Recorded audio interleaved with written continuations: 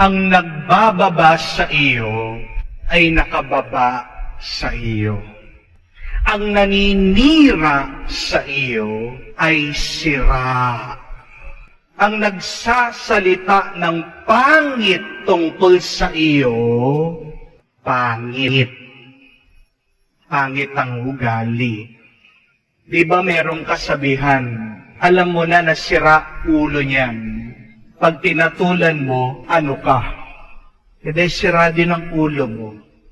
Pag pinatulan mo, yung nagbababa sa iyo, ano ka nun? Hindi, mababa din ang level mo. Pag pinapatulan mo yung naninira sa iyo, ano ka nun? Hindi, sira ka din.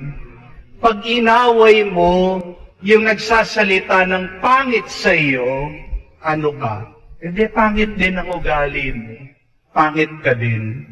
Paalaala po, let us stay above these people.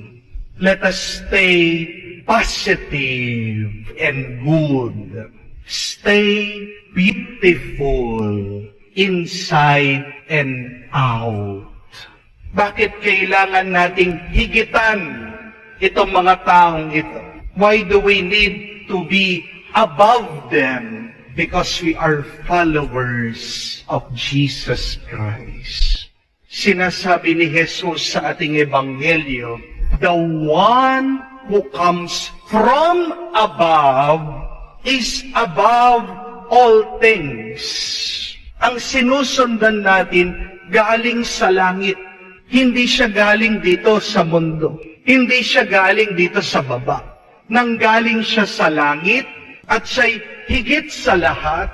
Ang ginagawa ni Jesus, ang ginagawa ng Diyos, tayo ay hinihigot, hinihila pataas. Tapos papa-affect ka dito sa mga nagbababa sa iyo. Tapos susunod ka, makikinig ka dito sa mga naninira sa iyo. Tapos dadamhin mo yung pangit na salita ng iba. Hindi ka nagiging totoong disipulo, alagad ni Jesus, na nanggaling sa taas at tinataas tayo. Remember that. You should be better than them.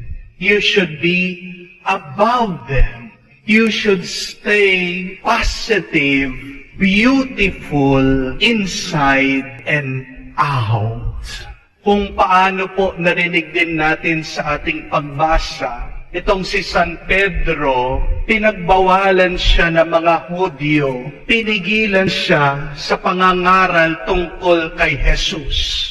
Siya ay tinreten, tinatakot na, pero hindi siya nagpa-apekto. Kahit na nakikita niya na nagagalit na sila at konti na lang mapapatay siya, wala man sa kanya.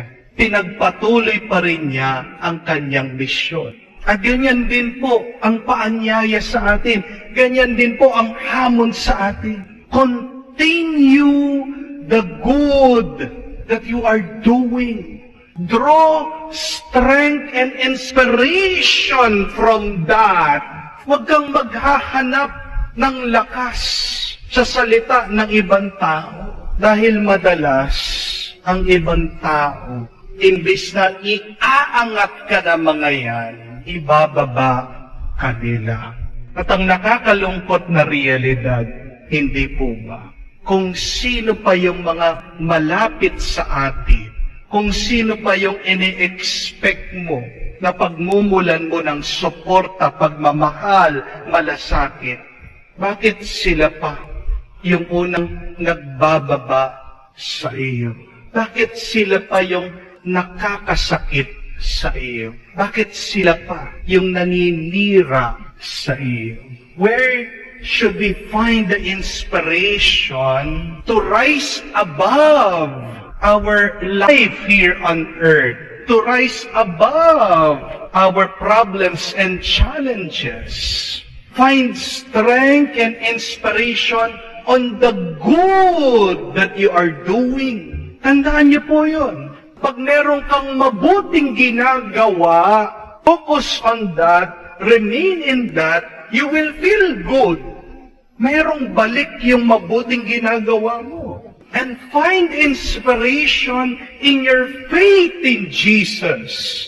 Dahil nga yung pananampalataya mo dito sa Diyos na nanggaling sa langit, na higit sa lahat, siyang mag-aangat sa iyo. Siyang pumihila sa iyo, pataas.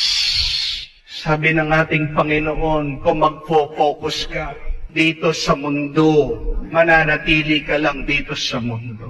Pero kung itutuon mo ang iyong isip, ang iyong puso, ang iyong kaluluwa sa langit, abay, yan din ang mararanasan mo sa iyong buhay, makalangit. Alam niyo po ba, yung mga tinatawag nilang bulls, yung mga toro, hindi po umaatake yan na mga mas mababa sa kanila. May nakita po kong video, di ba sa rodeo, kinakalaban po yan, yung mga toro, yung mga bulls.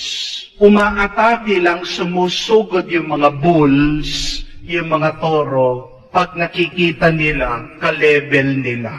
Pero pag nagdapa na yung tao at nakikita ng toro, hindi niya ka-level, hindi niya papansinin.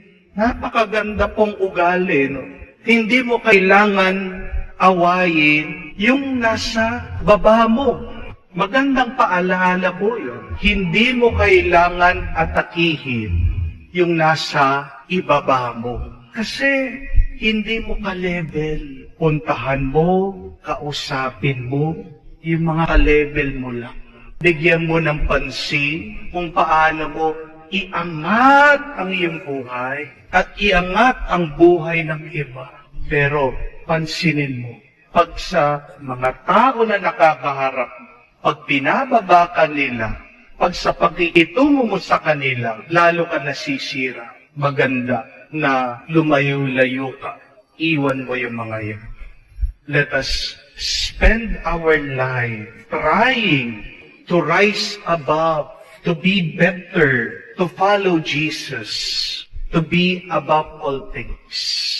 Dahil lang uuwian natin pagkatapos ng buhay na ito, hindi dito sa mundo o hindi doon sa langit.